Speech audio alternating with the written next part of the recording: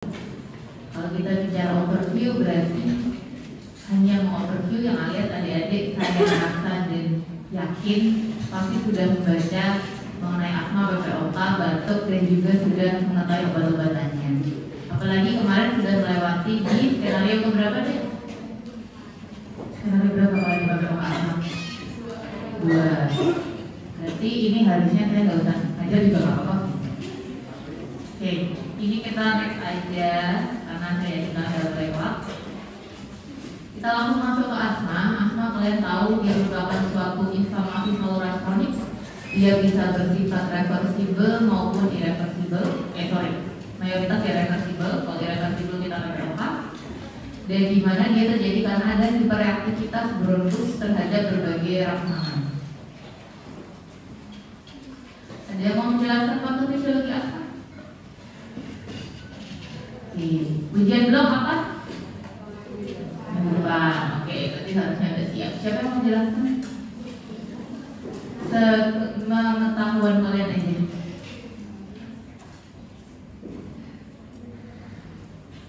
Ini 66 ada nggak? 66 bukan 66. Bukan 64 ada 4. Tadi kayak saya bilang 64 gitu. Oh, oke.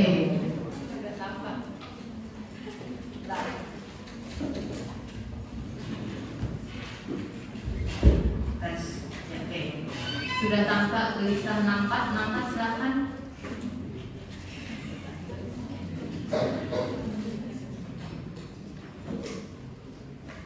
Apa sih dek yang kamu ketahui dari patofisiologi asma? Kalau nggak keras harus berdiri. Hipersensitivitas bronkus. Terus habis itu dari patofisiologinya penyebabnya gimana sih? Overhealth deh, overhealth. Gimana dek? Asma terjadi karena adanya apa? Peradangan. Oke, apa yang menyebabkan terjadinya peradangan? Karena ada alergen. Oke, alergen menyebabkan terjadinya hiperinflamasi. Gimana? Hiperaktivitas yang terjadi karena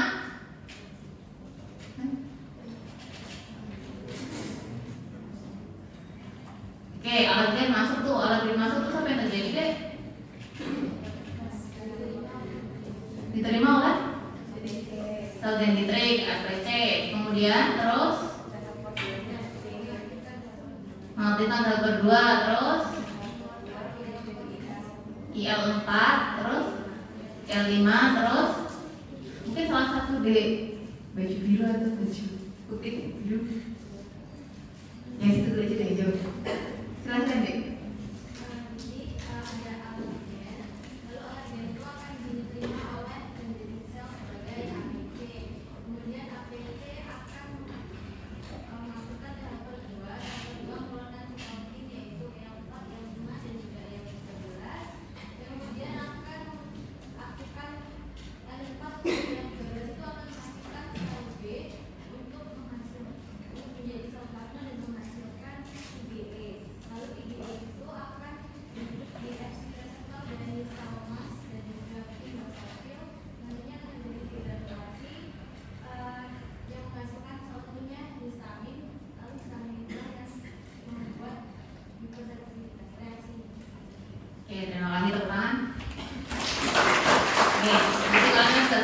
Fisiologi asma yang intinya akan ada IgE-nya, kemudian ada sel mas, kemudian pecah dan seterusnya hingga menyebabkan bronkokonstriksi.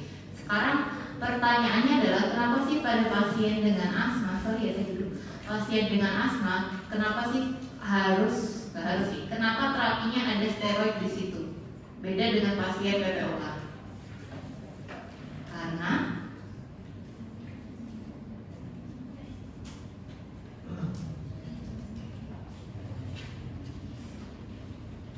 ada yang mau mencoba menjawab?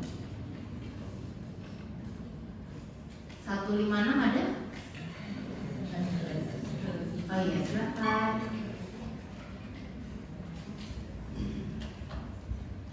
Kenapa pada asma ada pemberian steroid, tapi kalau pada PPOK tidak selalu diberikan steroid?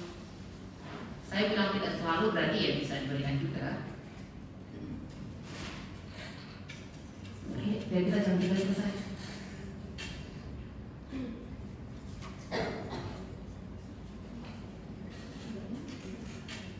Ada yang mau mencontek dari sini? Dan memberikan jawabannya?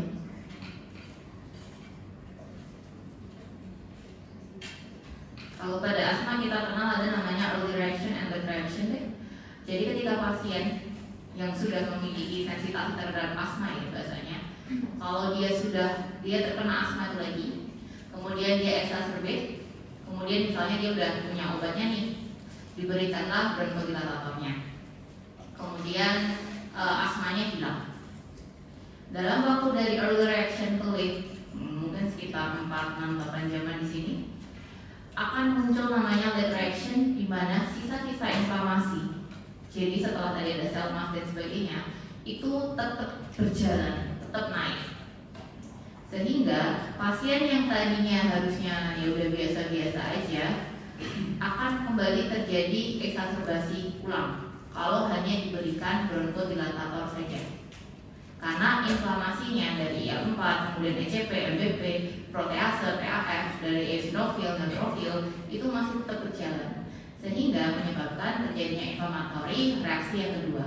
Makanya kalau kalian nggak mesti ya, tapi ada beberapa kejadian tuh pasien asma itu misalnya sebelum tidur dia exacerbate, kemudian nanti jam 2 dini hari, 3 dini hari dia akan kembali ke rumah sakit dan dia akan biasanya exacerbasi yang keduanya gitu. Karena ya itu inflamasinya masih berjalan. Maka dari itu kenapa kalian butuh steroid pada pasien dengan asma. Dan penghentian steroid itu tetap ketika steroid itu dihentikan, ada beberapa penelitian yang menunjukkan bahwasanya akan kambuh lagi pasiennya, exacerbasi lagi. Jadi memang asma itu kalau yang exacerbasinya sering, tidak semudah itu untuk mengontrolnya hanya dengan penghentian steroid. Makanya kombinasi kadang direkomendasikan.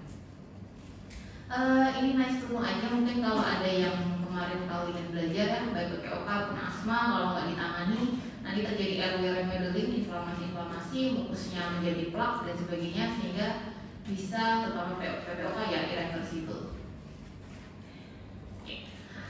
Terapinya pada dasarnya semuanya sama sebenarnya, yaitu kalian relief, mengatasi gejala dan mengkontrol inflamasinya tersebut. Karena kalau kita bicara asma, kita mengkontrol underlying inflammation-nya. Percuma kalian cuma membronkodilатasi tapi inflamasinya tetap berjalan.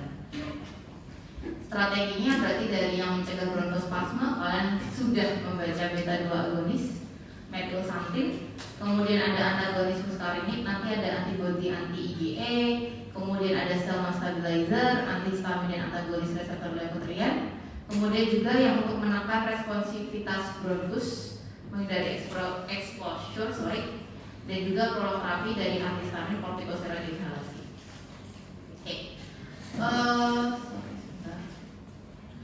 Jadi kalau kita bicara tadi baik asma maupun PPOK, di sini terutama asma ada namanya reliever saat serangan. Biasanya kita butuh yang kerjanya cepat, makanya biasanya beta 2 agonis atau yang kita kenal sebagai sabar. Contohnya apa nih? Salbutamol. Bisa juga kadang kalau memang serangannya lagi parah-parahnya berat, mungkin asma yang berat, bisa dikombinasi dengan kortikosteroid yang sistemik, kita butuh cepat, ataupun antikolinergik. Kalau untuk controller, bisa steroid yang inhaler ataupun oral. Kemudian bisa juga beta agonis kerja lama, LABA, leukotriene antagonis, anti-IgE, kemudian stabilizer sel mass maupun methylxanthine. Ini saya yakin kalian sudah hafal. Di sini ada short acting, ada yang sifatnya beta 2 agonis. Kemudian ada yang salbutamol, ada yang sifatnya antimuskarinik, contohnya ipratropium sama. Kemudian yang long acting ada LABA dan LAMA. LABA contohnya salmeterol, LAMA contohnya adalah tiotropium. Atau methylxanthine yang mungkin kalian dengar theophylline. Kemudian ada fixed combination di campuran salbutamol, sabar dengan ipratropium sama campuran. Kita masuk ke yang pertama, beta 2 agonis. Beta 2 agonis ini merupakan bronchodilator utama yang digunakan pada terapi asma, terutama pada saat serangan akut.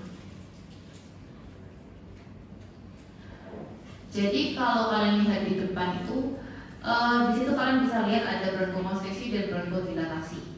Terjadinya bronkokonstriksi itu dipengaruhi dari asetilkolin, adenosin, kemudian dari tidak adanya CAMP atau berkurangnya CAMP, sehingga kita menggunakan beta agonis, theophylline atau metaxanthin tadi, dan antagonis muscarinic atau antikolinergik untuk mengatasi hal tersebut.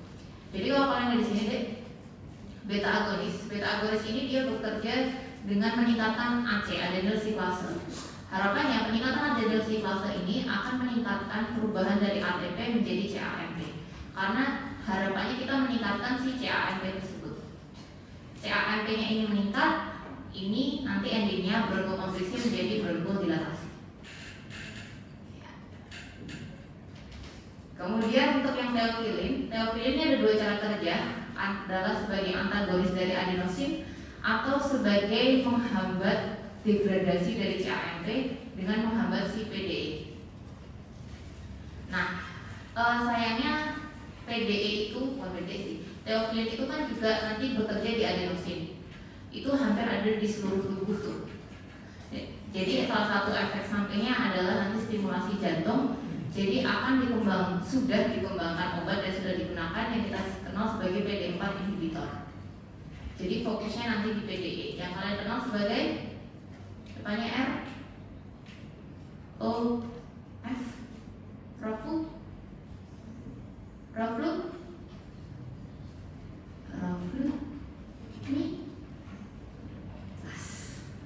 dia biasanya kalian temui pada obat-obatan PPOK. Kemudian antagonis muscarinic, ya dia bekerja dengan menghambat si asetilkolin.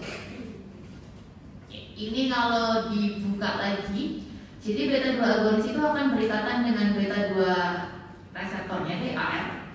Nah dia di J coupled protein. Nanti yang tadi saya bilang dia akan menginduksi si adenyl siklase sehingga mengubah ATP menjadi CAMP.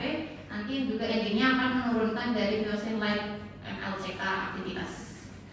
Dan endingnya semua akan menyebabkan bronkhodilatasi, termasuk mempengaruhi kanal dari kalium dan kalsium channel ini untuk terjadi hiperpolarisasi.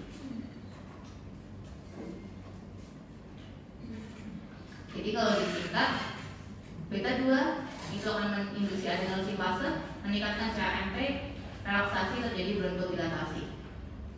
Dia juga menekan pelepasan mediator inflamasi, menekan kebocoran mikrovaskular dan meningkatkan transport mucosilia. Kalau inhalasi berarti dia bekerja secara lokal dengan efek yang lebih cepat dan efek samping lebih minimal. Oke, udah taruh belum di screen? Ya, berarti di tutorial kemarin bahas ini enggak? Cara penggunaannya gimana? Gimana deh cara penggunaannya? Pasien kalian, misalnya yang paling gampang lah, yang paling umum. Pak minum, sempat aja Pak udah kelar, gitu kan?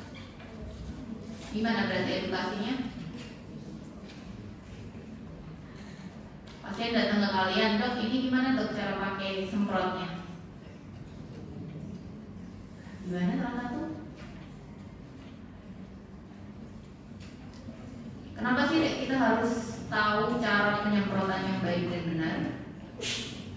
Kenapa sih nggak boleh? Ya udah sih dok semprot-semprot aja, nanti obatnya masuk.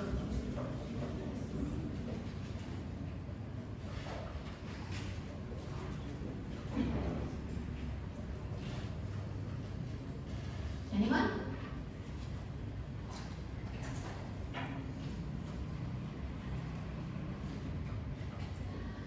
Obat-obat inhaler itu deh yang masuk ke dalam paru-paru itu paling cuma 10-20%. Dan yang sisanya masuk ke GI tract 80-90%. Jadi kalau sampai pasien tidak bisa melakukan inhalasi dengan baik dan benar, berarti kita semakin menurunkan efektivitas dari obat tersebut. Sehingga pasien kita minta paling enggak untuk menginspirasi-ekspirasi secara maksimal 2 kali kalau kuat. Kemudian selanjutnya pasien disuruh sambil inhalasi pelan-pelan sambil kita semprotkan si inhaler. Kemudian diminta untuk ditahannya 5 detik lah sebelum inspirasi dan ekspirasi seperti biasa. Oke.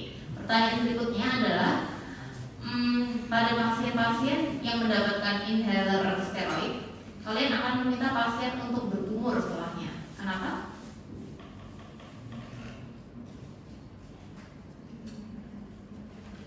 Ada yang mau jawab? Salah juga gak apa-apa deh. Gak ada yang akan memarahi di kelas ini.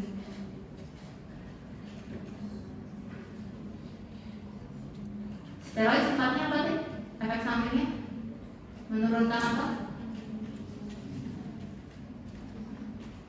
Yang ngantuk sambil ngemil ya boleh lah. Tapi terus jangan makan rame-rame ya. Steroid sifatnya apa?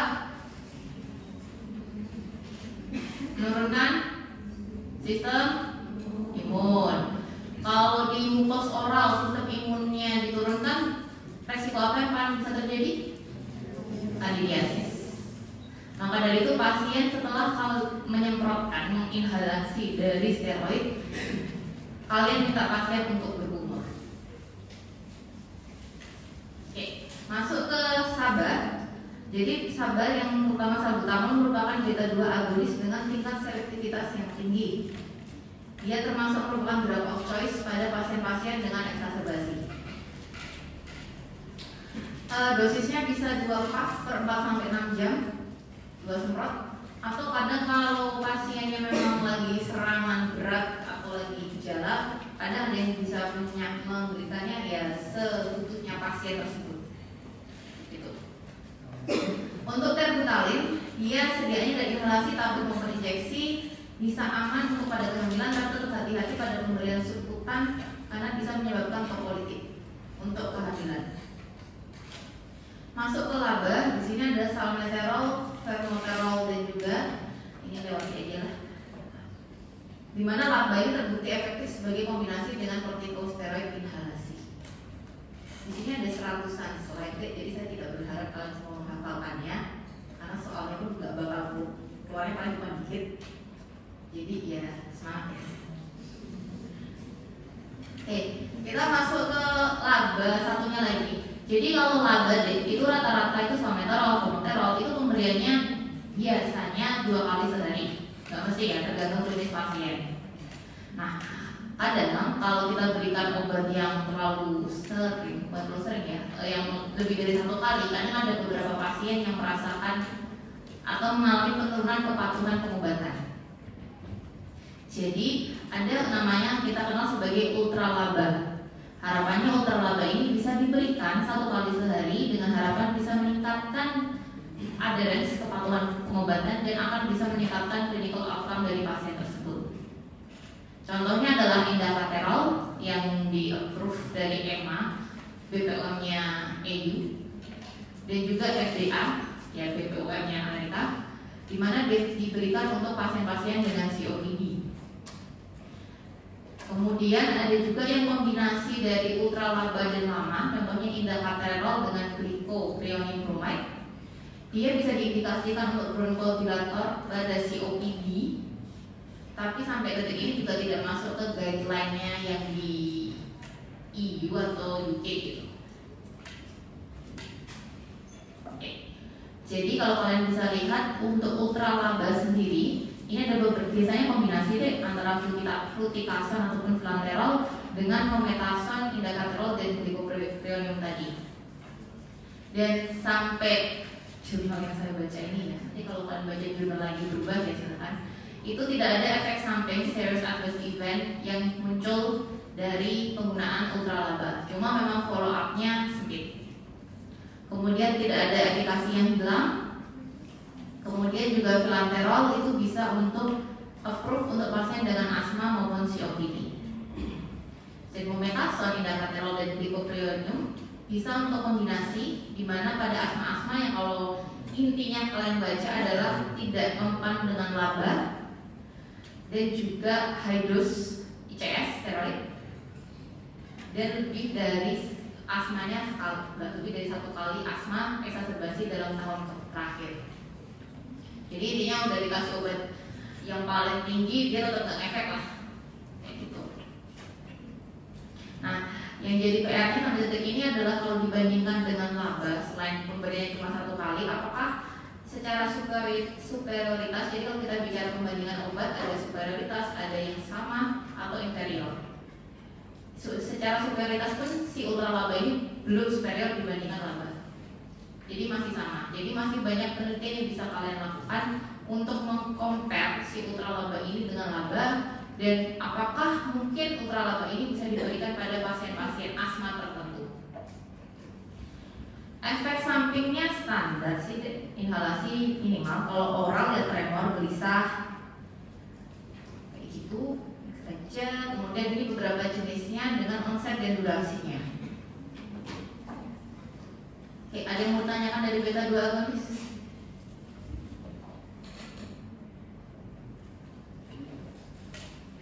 Oke, kita masuk ke metilxantin. Kalau kalian ingat metilxantin tadi atau theophylline, dia bekerja dengan satu menghambat PDE, fosfodiesterase, dan juga sebagai kompetitif antagonis reseptor adenosin. Akibatnya dia relaksasi otot polos dengan tetap tingginya CAMP dan menekan pelepasan mediator inflamasi.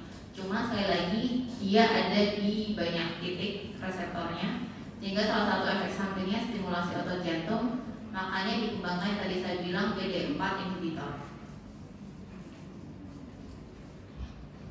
Theophylline ini paling selektif bekerja, bisa digunakan untuk pemeliharaan asma jangka panjang. Tapi yang perlu diperhatikan adalah dia memiliki margin terapi yang sempit, jendela terapeutik window yang sempit. Jadi sedikit kalian naikin dosisnya saja itu sudah bisa menimbulkan efek samping. Makanya harus hati-hati dari pemberian theophylline ini, dan termasuk pemberian biasanya kadang di drip tetes pelan, karena pemberian IV yang terlalu cepat bisa menyebabkan sampai kematian. Perhatian juga dengan kombinasi obat yang menginhibisi CYP, contohnya cimetidine, erythromycin, dan sebagainya, karena dia bisa mengurangi clearance-nya. Kita masuk ke antimuskarinik atau antikolinergik. Dia sifatnya adalah sebagai inhibisi kompetitif dari asetylcholine pada reseptor muskarinik, sehingga harapannya nanti dia bisa tidak mengurangi terjadinya pemblokiran daripada airway contraction, jadi di bronchodilator, dan juga mengurangi peningkatan sekresi bus-bus. Tapi dia memiliki batasan dari untuk mencegah terjadinya bronkospasma, tapi masih bermanfaat pada pasien-pasien yang memang tidak mempan terhadap beta agonis, beta 2 agonis. Ini beberapa contoh dari antikolinergik yang pasti sering kalian dengar, ipratropium, tiotropium, dan sebagainya. Kemudian si antimuskarinik ini terutama lama, dia memang biasanya digunakan untuk pasien-pasien dengan COPD atau PPOK. Oke, kayak 60%, masih banyak asal. Kemudian steroid kita tahu ada yang sifatnya inhaler, ada yang sifatnya oral, sistemik. Steroid ini intinya ketika si steroid ini berikatan, dia ini bisa kayak mengganti transkripsi selnya, sehingga akan mengalter fungsi selulernya dia. Jadi sebenarnya lebih ke arah dia akan berinteraksi dengan reseptor spesifik di jaringan dan meregulasi ekspresi gen yang responsif terhadap kortikosteroid. Apa manfaatnya? Sebentar, jadi kombinasi steroid dan laba, kombinasi antara glukokortikoid dan laba ini bisa saling menguntungkan.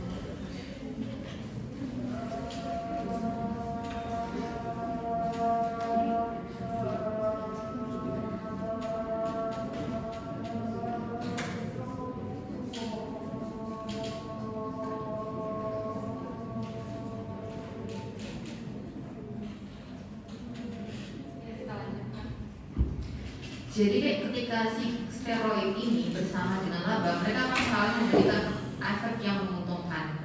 Jadi contohnya laba ketika di steroid ini akan meningkatkan dari GR translocation-nya. Itu yang berarti meningkatkan dari reseptornya, termasuk meningkatkan anti-inflammatory efek dan ikatannya si steroid itu sendiri. Nah, satu sisi steroid ini bisa juga meningkatkan si beta 2 reseptor ekspresi, meningkatkan beta 2 reseptor couplingnya, dan menurunkan down regulation atau penurunan dari beta 2 reseptor. Sehingga harapannya efek steroid, efek antiinflamasinya semakin tinggi, kemudian efek dari beta 2 agonisnya pun juga semakin tinggi. Gitu. Sehingga kalau pemberian cuma laba saja itu tidak direkomendasikan. Oke, kita masuk lagi ke sel. Ini pasti kalian udah paham. Steroid itu adalah salah satu controller di mana dia merupakan stabilisasi gejala asma jangka panjang melalui aktivitas antiinflamasinya. Tadi yang saya bilang jangan berinteraksi dengan reseptor spesifik di jaringan. Contohnya adalah memicu ekspresi annexin dan lipokortin yang akan menginhibisi asam arachidonat. Di sini ada sifatnya inhaler, mungkin kalian sering dengar budesonide. Dia biasanya dapat dikombinasikan dengan beta 2 agonis. Bisa juga oral prednison, prednisolon, metilprednisolon, dexamethasone. Kemudian parenteral itu biasanya untuk serangan-serangan yang mengancam jiwa.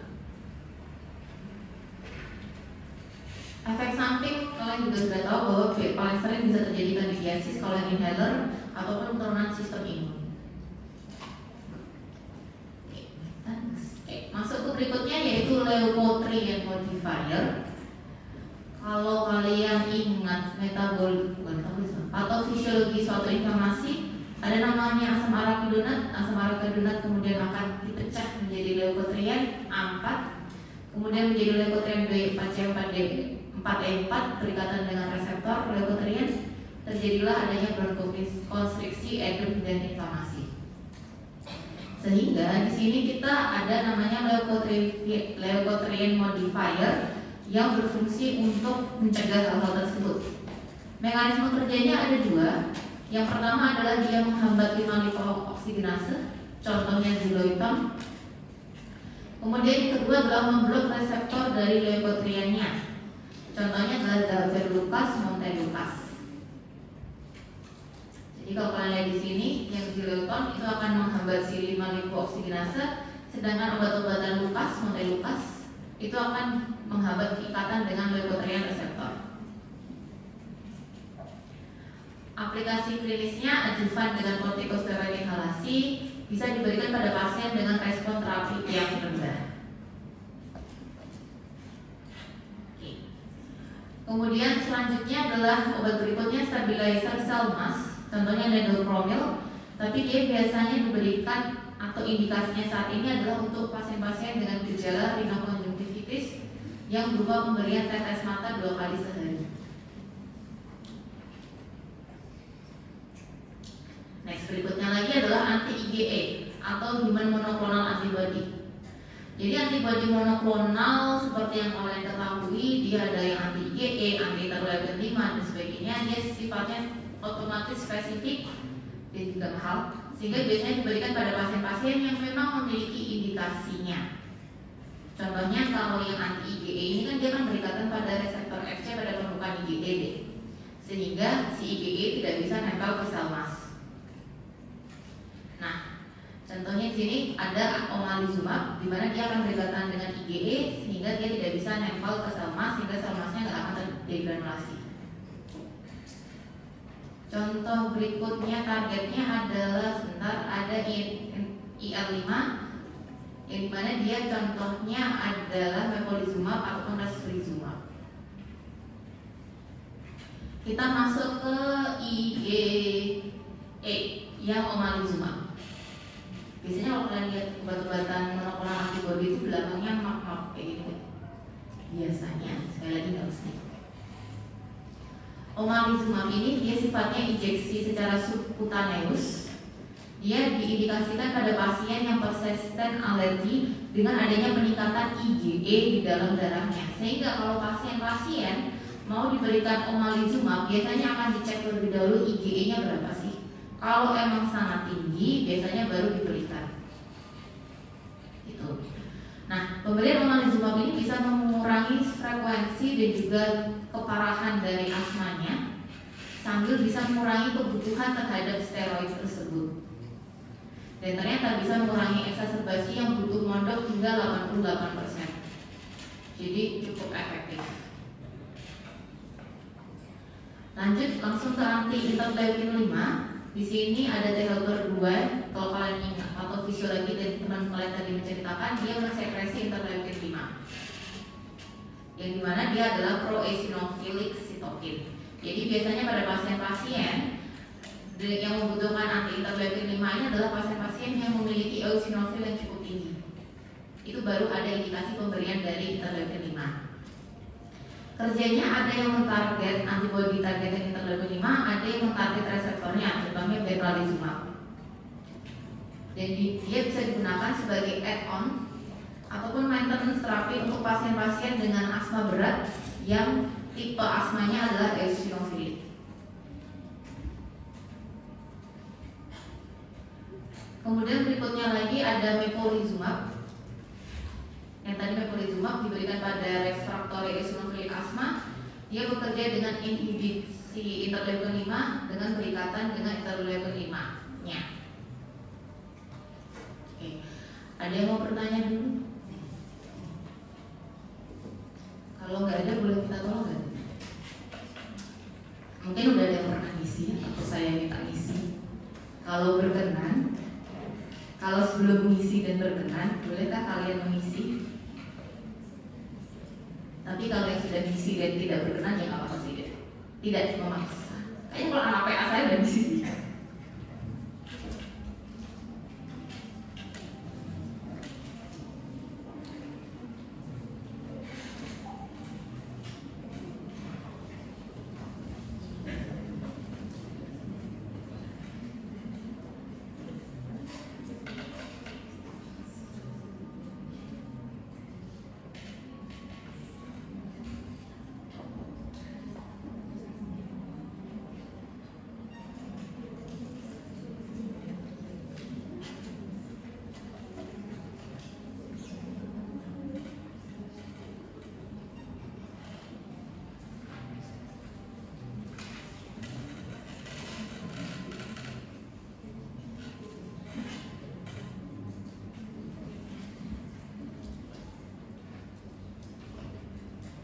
Jawabnya nggak usah serius-serius deh, nggak masuk nilai kok.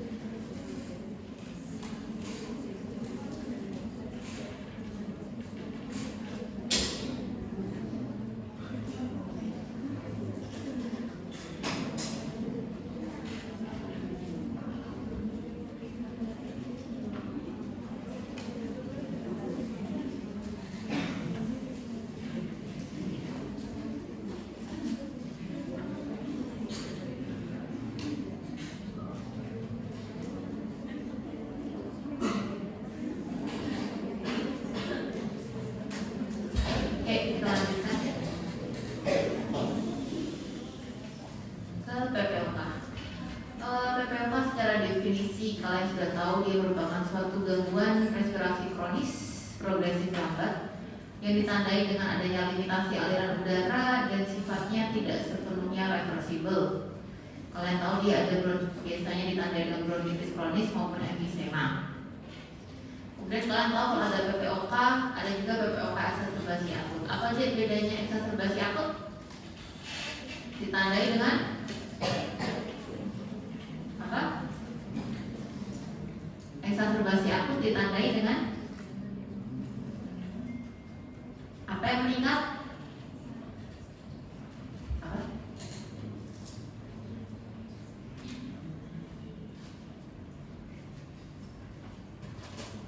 PPOK akut ditandai dengan apa yang meningkat? Yang meningkat adalah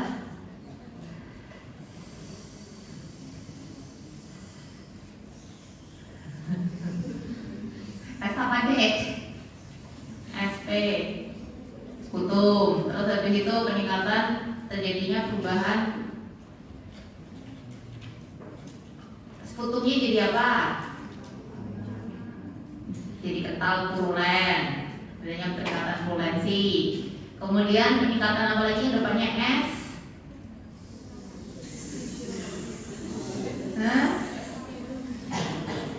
Sesak nafasnya menambah. Minggu depan ada siang kan? Oke. Ya, ini kalian tahu lah intinya PPOK biasanya faktor resikonya ada yang merokok lah, ada yang terpapar asap rokok lah, ataupun terpapar dari asap masak lah, intinya asap. Jangan menyebabkan inflamasi. Hitungan reminder juga sih. Kalau kalian mau edukasi bahwa ketika seseorang merokok itu setiap tahunnya akan mengalami penurunan dari FEV1, dan kalau dia merokok setiap hari bisa sampai ya kurang lebih prediksinya di sini deh FEV-nya termasuk kematian. Kalau dia tidak merokok sama sekali tetap menurun, tapi dia tetap tidak sedrastis ketika pasien tersebut merokok. Atau ketika dia merokok kemudian dia berhenti, maka tetap akan ada harapan hidup yang lebih baik daripada ketika dia merokok semua. Jadi semoga tidak ada yang merokok di sini. Oke, PPOK.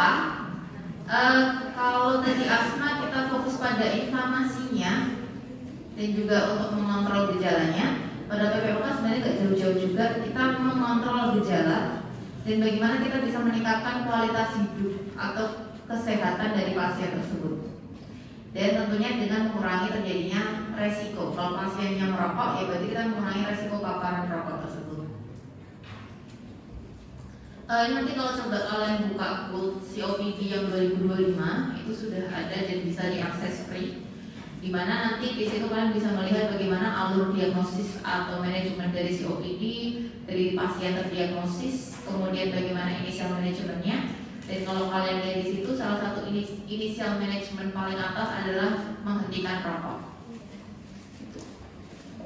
Kemudian nanti di situ kalian bisa melihat bahwa ketika kalian pemberian farmakoterapi maupun non farmakoterapi ada adjustment di pengobatan tersebut. Jadi ketika sama sih PPOK ataupun asma, ketika kalian berikan terapi tidak hanya berhenti di situ, tapi kita selalu bicara tentang monitoring, adjust, kalian butuh meningkatin dosis, nurunin dosis, ganti obat dan seterusnya.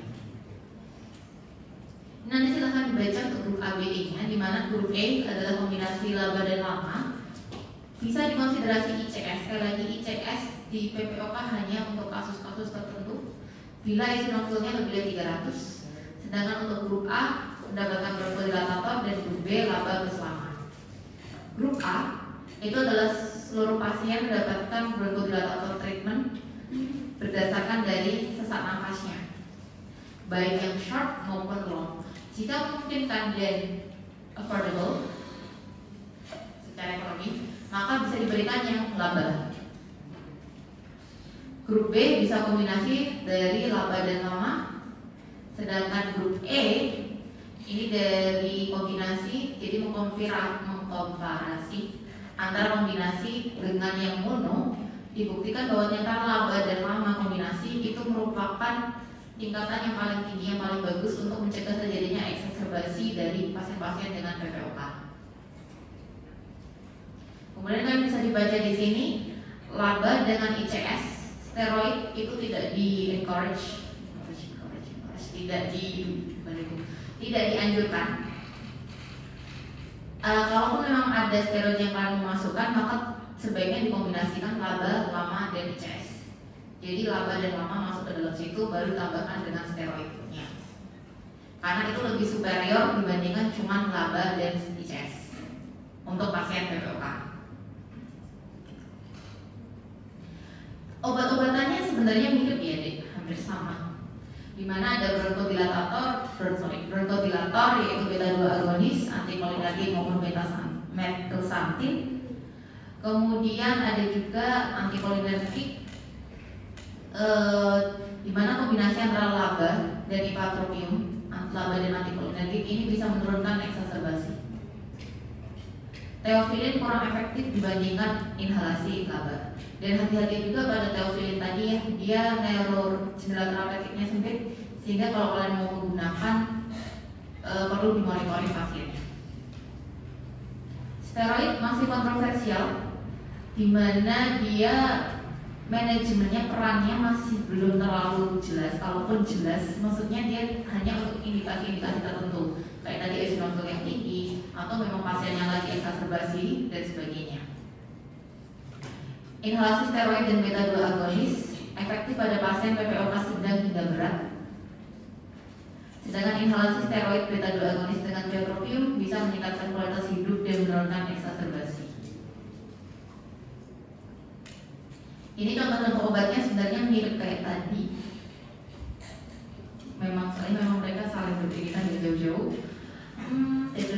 Nah, ini yang penting yang tadi saya sampaikan, ada namanya PD4 inhibitor, yaitu roflumilast. Dia biasanya digunakan pada pasien-pasien COPD atau PPEK yang moderate to severe. Oke, kemudian nanti kita akan membicarakan obat batuk yang sifatnya mukolytik, ekspektoral maupun antitusif. Roflumilast spesifik menghambat PD4 inhibitor. Kemudian nanti kalian silahkan cari ada namanya ensifentrine. Ensifentrine ini merupakan suatu obat yang selektif PDE3 dan PDE4 inhibitor, di mana dia memiliki efek bronkodilatasi dan juga anti-inflamatori. Ya, dia memiliki signifikansi untuk meningkatkan dari fungsi paru-parunya. Sekali lagi, untuk terapi PPOK, jangan lupa lihat bagaimana sesak nafasnya, apakah eksaserbasi apa enggak, terapi, adjust, kalian mau meningkatkan dosis, mengurangi dosis dari obat, dan seterusnya. Pasien-pasien yang datang dengan sesak nafas, jangan lupa prioritaskan labakah, lamakah. Kalau dia ada eksaserbasi, pikirkan butuhkah steroid di situ, pikirkan butuhkan antibiotik enggak di situ, azitromisin masuk apa enggak.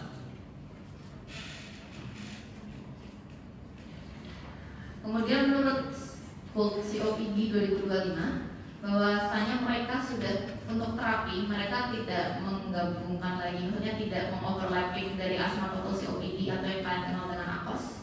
Intinya mereka mengatakan bahwa memang asma dan COPD adalah dua disease yang berbeda, walaupun memang ada kesamaan dari mungkin simptomsnya ataupun dari kayak eosinofilianya dan sebagainya. Jika ada dua-duanya bersama di satu pasien, maka prioritasnya ke terapi asma. Ini kalian bisa lihat untuk contoh obat-obatannya COPD. Ini kalau di formularium. Oke, boleh minta tolong lagi? Satu lagi aja. Sebenarnya ada dua sih, tapi gak apa-apa. Gak ngece-ngece. Itu kalau tadi kalian ngisinya kuesioner 1, ini diganti kuesioner 3 deh. Yang dua kalau kalian mau ngisi juga nggak apa sih.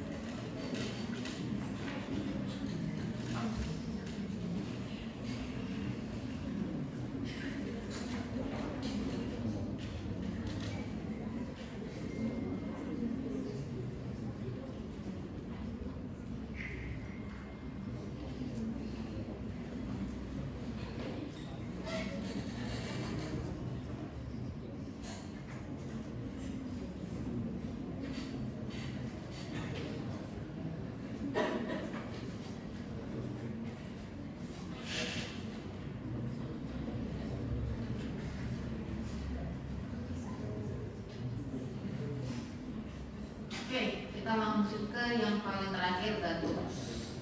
Batuk itu adalah suatu refleks fisiologis di mana memang baik sehat maupun sakit kita ingin mengeluarkan sesuatu yang ada rangsangan ataupun apapun di tenggorokan, di leher kita, ya di bagian kita batuk untuk rangsangan selaput lendir pernafasannya. Jadi dia sebenarnya merupakan suatu mekanisme perlindungan. Batuk ada yang karena infeksi, virus, kurang air, atau masalah psikis. Dimana kalau adik-adik lagi mau OSCE tuh tiba-tiba out of nowhere batuk-batuk sendiri tuh, nah itu bisa aja batuk karena psikis. Coba aja perhatikan. Batuk adalah suatu gejala, jadi yang kita fokuskan adalah kita mencari penyebabnya. Kalau psikis ya berarti menenangkan diri. Kalau kurang minum ya berarti minumnya lebih banyak lagi dan sebagainya. Dan yang kedua adalah simptomatis. Batuk produktif berarti bisa mengeluarkan dahak. Itu tidak boleh kita tahan. Sehingga pada pasien-pasien yang batuk, kita harus melihat apakah batuk ini perlu kita tekan atau enggak. Kalau emang batuknya nggak perlu ditekan, nggak usah kita tekan, karena itu adalah suatu mekanisme perlindungan. Tapi kalau batuknya memang mengganggu pasien sampai pasiennya nggak bisa tidur dan bisa beraktivitas, boleh kita konsiderasi untuk memberikan obat-obat yang bersifat antitusif. Yang non produktif berarti sifatnya yang batuk kering, tidak ada dahak. Ya ini pasti lebih mengganggu sebenarnya kalau kita rasa daripada batuk yang berdahak. Siapa yang batuk? Oke. Kita masuk ke kategori obat batuk. Yang pertama adalah antitusif. Antitusif intinya adalah menghambat atau menekan batuk di pusat otak, bisa di otak, ataupun meningkatkan ambang rangsang sehingga mengurangi iritasi. Contohnya apa deh? Obat batuk yang antitusif. Ada yang sifatnya narkotik dan non narkotik. Narkotik contohnya apa deh? Depannya Kak, kodein. Non narkotik depannya D. Dex. Dex apa aja belum bisa ya? Dextrometorphan atau DMP. Ekspektoran sifatnya adalah meningkatkan sekresi mukus. Jadi membantu untuk mengeluarkan mukusnya. Kalau mukolytik untuk mengencerkan dahaknya. Contoh ekspektoran apa? Amonium klorida biasanya kalian temui di obat apa? Apa?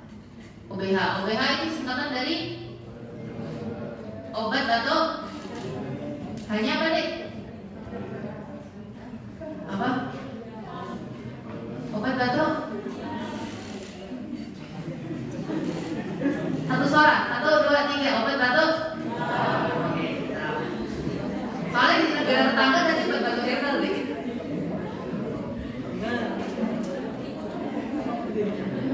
Oke, lanjut. Masuk Antitusif itu berpotensi kalau sifatnya narkotik ya berpotensi menyebabkan adiksi sehingga hati-hati dalam penggunaannya.